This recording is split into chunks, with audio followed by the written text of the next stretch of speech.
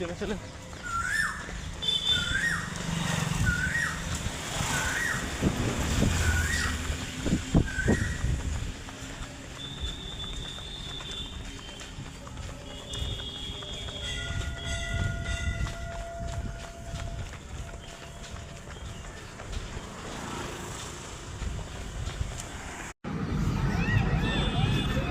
দুই হাত দিয়ে লক করুন, ওকে কাজ করুন।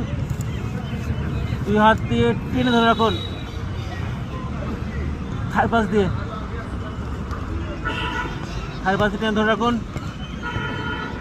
রাখুন, মাথা তুলুন, এবার রাস্তায় পাইপ প্রেসার বাইরের দিকে দেন পাইপ প্রেসার বাইরের দিকে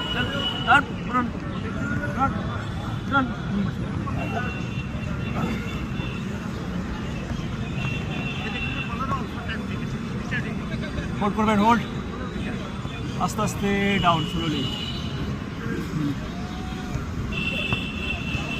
ঠিক আছে, এবার মাথা উপর দিকে